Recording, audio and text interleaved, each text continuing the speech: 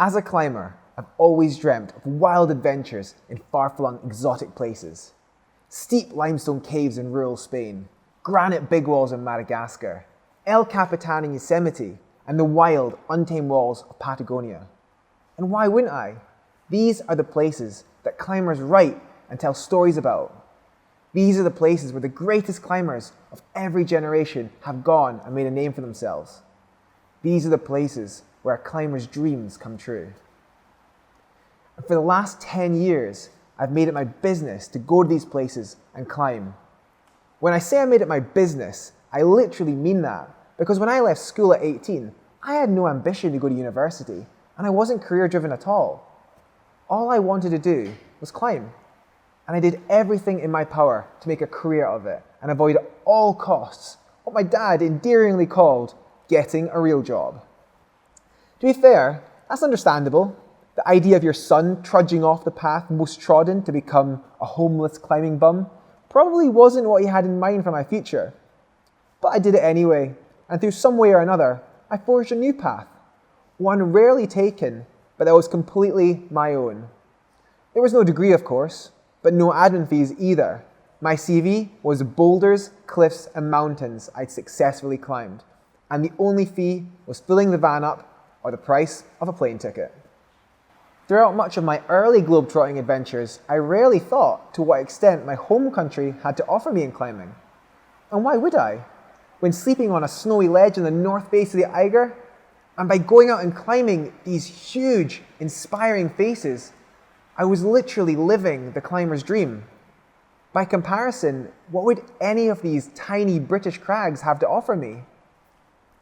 And one of my earliest rock climbing memories in Scotland was being dragged to the Central Belt quarries by my mentor.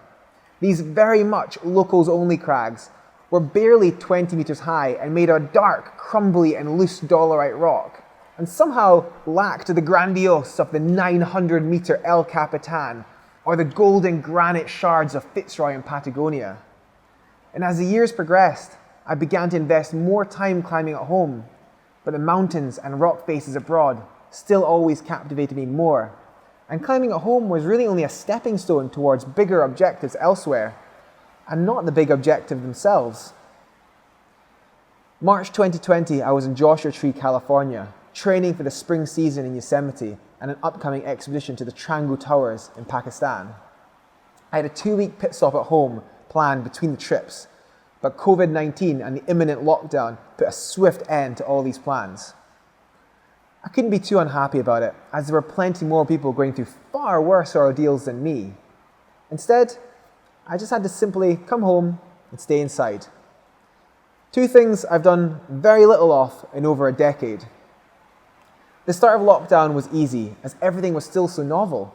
Me and my girlfriend lived in a small, north-facing, 45-meter squared flat in the city, and despite the cramped living conditions, life didn't seem so difficult.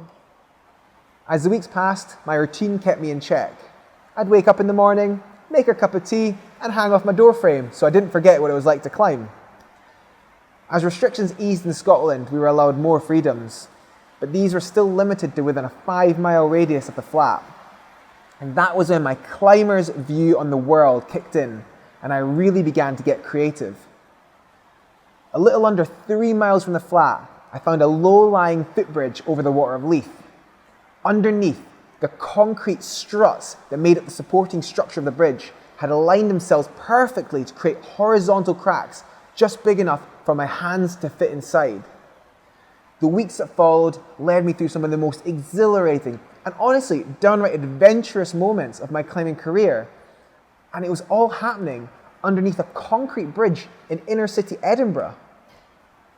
As more climbers heard about it, they too joined in, and the bridge became somewhat of a national phenomenon as climbers from across the country searched high and low for similar structures near them. As lockdown eased off and some sense of normality returned, I began to look further afield for outdoor climbing adventures. International travel was still off the cards, but here I had the whole of my backyard, Scotland, to explore. And so I did just that. I packed a van for a 3-day trip and returned a month later.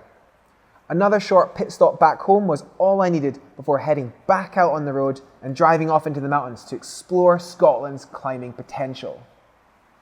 I was blown away by the places I was seeing.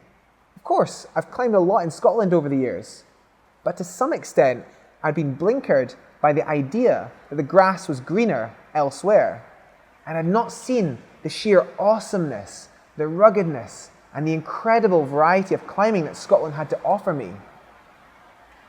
As the days, weeks, and months passed, my Scottish climbing CV, as well as my wishes and ambitions here, grew, and it dawned on me that by looking elsewhere, I'd been made completely unaware of what I'd been missing these last 10 years. Does this mean an end to my search for adventure overseas?